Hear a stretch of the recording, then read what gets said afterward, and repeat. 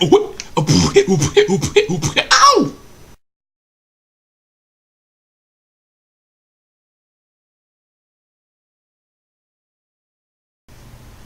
Greetings, YouTube. This is DecKrash, better known as Brandon. The guy in the background just decided to bring someone in new. It's my friend Jeff.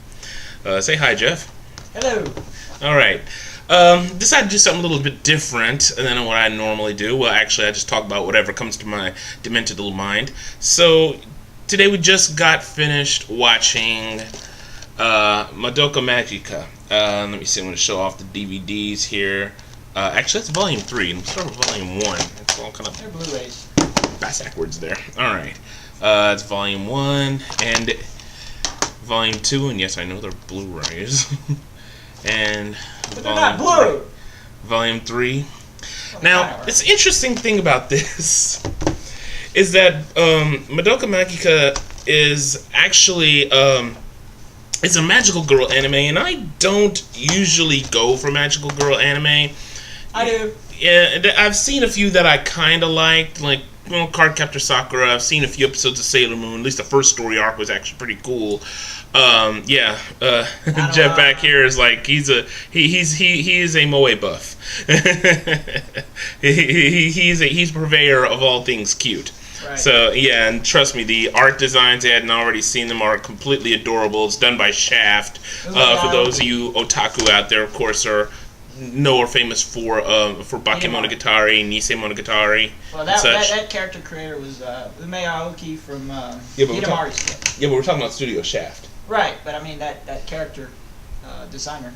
Oh yeah, he was saying the character designs done by the people of the Hidamari sketch, which I thought was a pretty cute little anime, little slice of life anime about these girls who attend a art school. Well, okay, so anyway, as I was saying, I don't normally go for magical girl anime. It has to be something incredibly special for me to really gravitate towards that. It's not that I don't like moe. I actually do go for certain anime that has moe content. I love Lucky Star, for instance. And he was, every time he would bring anime over, it was right, Jeff, you constantly say, let's watch Madoka Magica. Yeah. Yes. And so what happened is I watched another review of it and actually saw other reviews. Everyone was like, oh, it's so good, it's so good. So I finally broke down. I was like, well, I saw the visuals in it, and I was like, okay, this does look interesting. Let's check it out. He happens to have the DVDs. I manipulated his thoughts.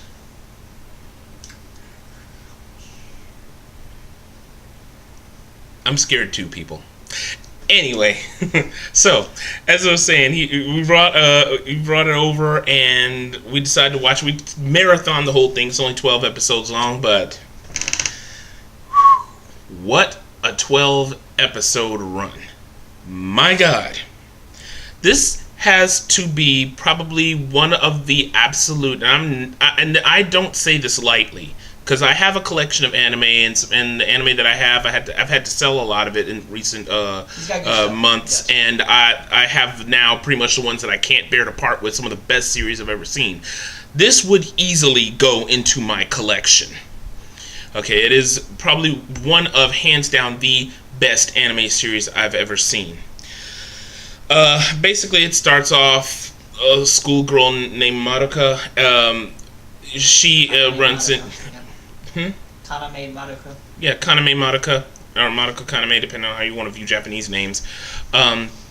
She gets a message from this new girl in the class, and then is met by this strange little cute creature, which all these magical girl anime have. It's adorable. Yeah. What's the name of the creature? Red eyes. Kyubey. Kyubey, thank you. Yeah.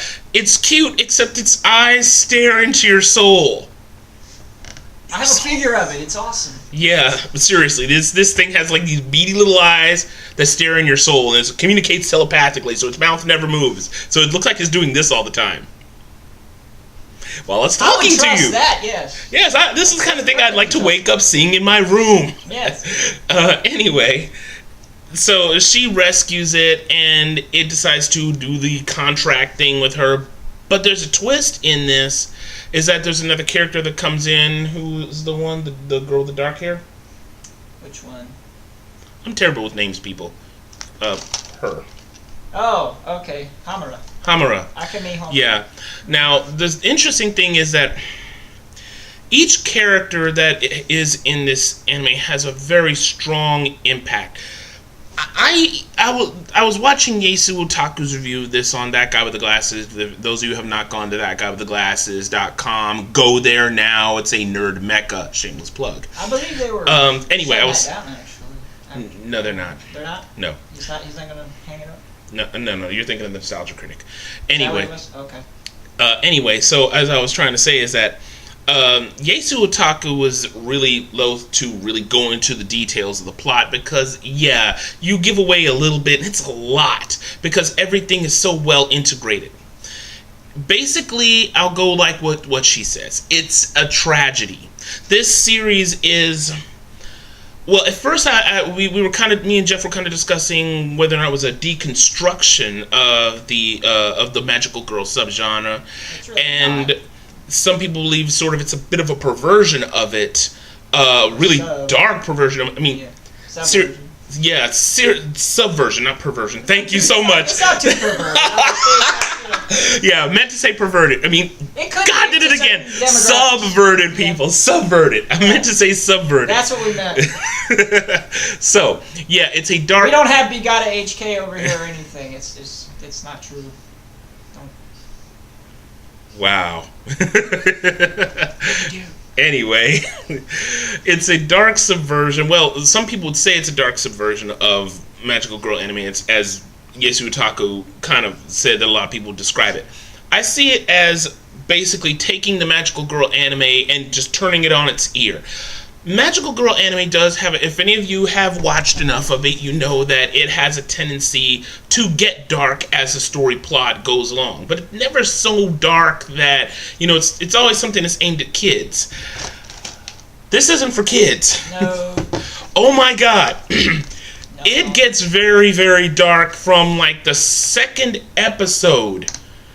And the second episode had my jaw on the floor. I think it was the third episode, actually. The third episode, excuse me. Third episode had my jaw on the floor with what happened with it. And it just took that incident. That was basically the catalyst that just sets off everything that runs. He's not kidding. It's a whole. Yeah, basically, Madoka it comes into the knowledge of a whole bunch of other girls who are these magical girls who fight against these creatures called witches that live in these sort of subdimensional labyrinths that, well, I'll get into the animation in a second. They exist in these subdimensional labyrinths. They have to go fight their way through these labyrinths and kill the witches.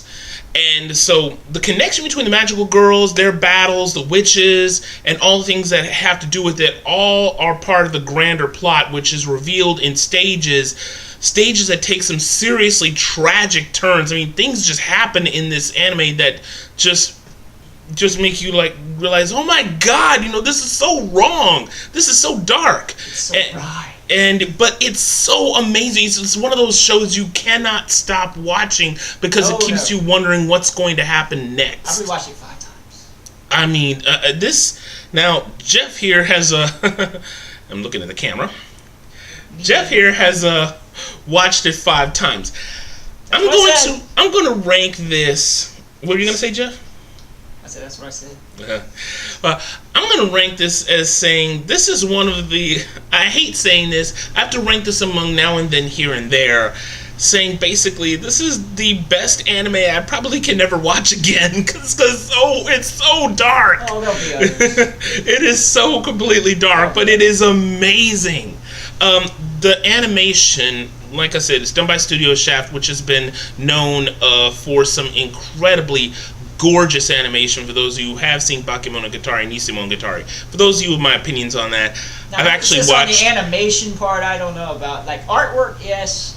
Animation, Shaft's really not well known for. Well, the animation mix... Well, I'm meaning the artwork in the sense of animation and art, how the synergy between the two. Right. And for those of you who have... Animate in the way that it works. Yeah, think of the art style of Bakemonogatari and Nisemonogatari, which I was going to say, unfortunately, I've seen some of Bakemonogatari. I didn't like it. Yeah, I know a lot of you are probably thinking, Senju Gahara. Hold on. I know that some of you are probably thinking, oh, sacrilege, he doesn't like Bakemonogatari, but that's beside the point. What I'm trying to say is that it has a gorgeous art style, especially the labyrinths. The labyrinths look like a combination of cutaway drawings, claymation, stop motion animation, and CG all blended together in this maddeningly happy mushroom time. horrifically maddening and yet gorgeous mixed in with, of course, the animation. Yeah, just right. The animation in and of itself is nothing special. It's not known for that. Yeah, they're really not known for. They're known for actually cutting the budget, but in a way, the style that they use and the camera work makes up for the budget cuts. Yeah.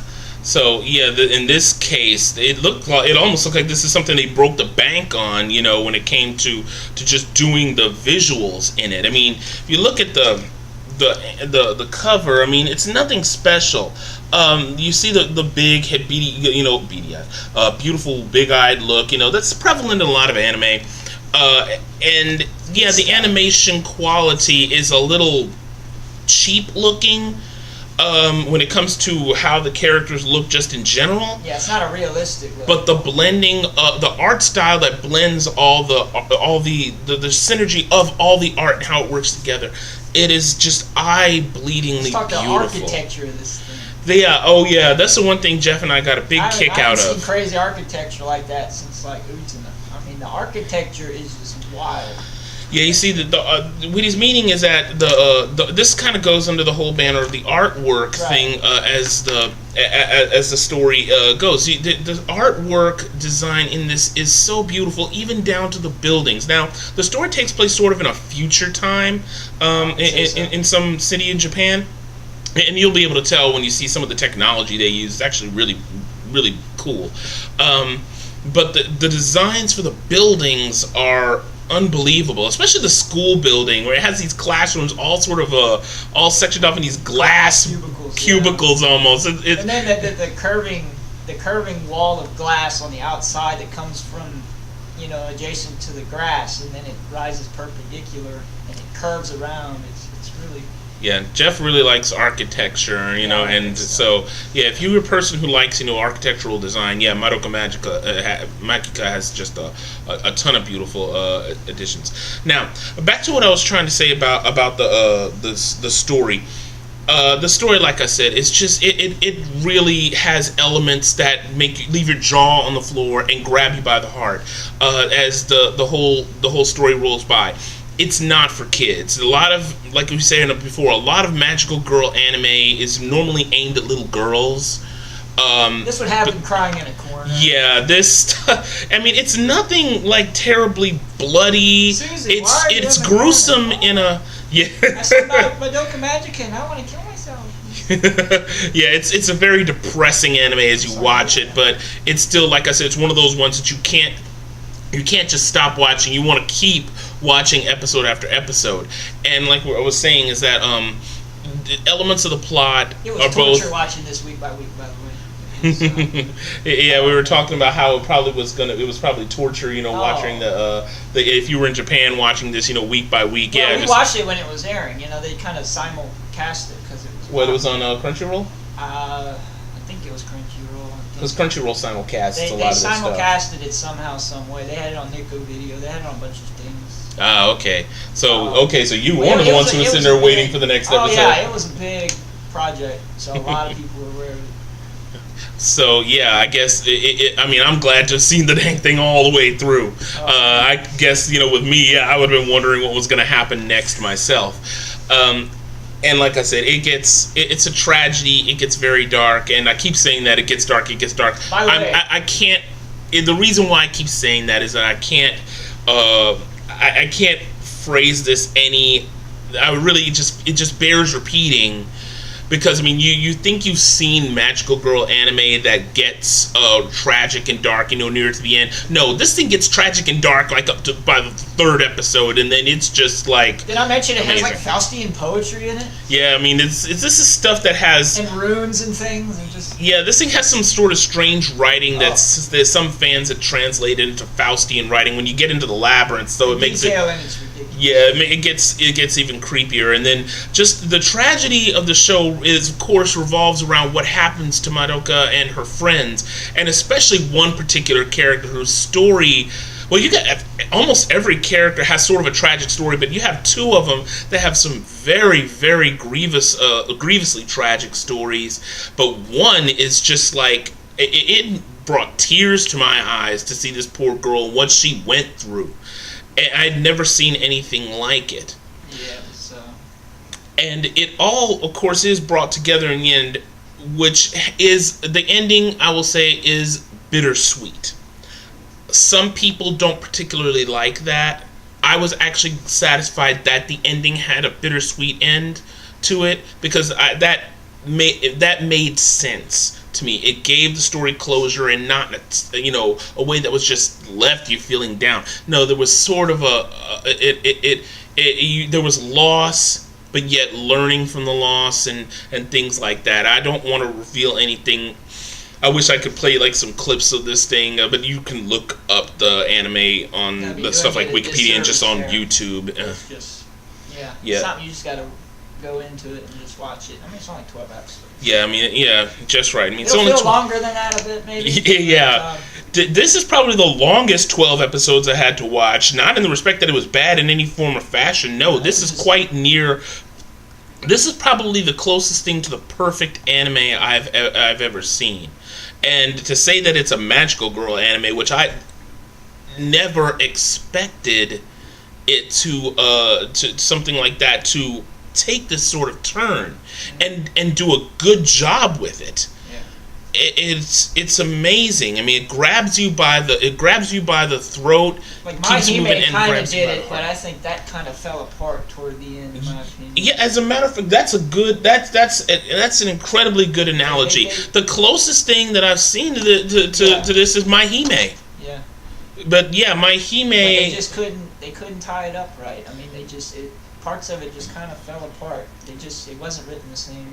Yeah, the pacing was the problem. They tried to wrap things up too quickly. Right. Yeah, that's at least my opinion of it. This was perfectly spaced. I mean, this was planned meticulously. Yeah, this series, My Hime had. There's no filler in this show. My Hime, for those of you who don't know, it was a really good magical. Well, it wasn't so much magical girl. It had elements of magical girl anime. That wasn't a true. Yeah. I don't know what you would call that show. Sort of, I guess, mixing elements of magical girl / Yuri / almost shonen. Kind of Yuri. Yuri elements, but it wasn't really. Well, you had two of the female characters. Oh, I know that. Yeah, I mean, especially when it had that alternate many girls ending. Together, somebody's gonna like somebody. Yeah, but what we're trying to say is that My Hime, which had that slow progression of getting darker and darker. Right. The problem with it is that it wrapped things up too quickly and made the ending way too happy. This one really keeps that tone. It starts off, Madoka Magica starts off seemingly normal, and you know that there's that underlying difficulty. And you tell right away something's wrong. Yeah, because you have these characters that have this friction, and you're just thinking, okay, they're just rivals, but no, it goes much deeper than that. You could say this show has a lot of tension in it. Like, you can just feel the tension under the surface, and as it comes to the surface, it gets more and more stressful. Yeah, it's a good stress. This is the really mark. Exciting. This is the mark of a really good anime when you when you are able to invest yourself completely emotionally into it, and get that kind of satisfaction back when you completely feel emotionally invested in each and every one of the characters, and whether or and what they go through really brings out emotions. I mean, this series brought me to tears on several occasions. And Jeff was sitting there hooked on the TV, so he didn't see the man. He didn't see the man tears. I was crying. But no, seriously. I mean, this several parts in the series literally had me in tears. Other parts just made me gasp. Just like, what what happened? You're like, oh my god. When character mild spoiler, characters do die. But when that happens, it's never something that you really expect. It's something that sort of comes out of left field, and you're just like, you're left on the ground, just like, oh no, that's the kind of mark of a really good anime. This is I guess I call it the Evangelion of magical girl anime. I said that. Except I don't even want to compare it to that because it's such a different show. I'm not saying. Yeah, but I'm not saying it is Evangelion. No, it's not. It's not like Evangelion in the respect of how the plot goes. I'm talking about it's like Evangelion. Everything gets so progressively darker. It's the show that defines the genre. The show that you should watch in that genre. Yeah, if you're gonna watch anything. Except, you don't have to. With Evangelion, it all just seems to fall apart in the last 2 episodes, and that final movie leaves you saying, "What the hell did I just watch?" This does not. This has a very clear plot all the way through, and doesn't have those endings that leave you scratching your head wondering what happened. Everything it just tells story. It tells the story completely, and I liked it. It gives you closure. Everything made sense. From beginning to end. I mean, I loved it. It was comprehensive, emotionally driving, well-paced, absolutely gorgeous artwork. Good character design. Good character design. Good characterization. Figurines. Yeah, and I do have a lot of figurines out there of the characters, and it's that moe bit, and so everyone is grandma's. Every otaku from New York to LA is probably going to want the stuff in here, especially even the characters who stares into your soul. They're sold out.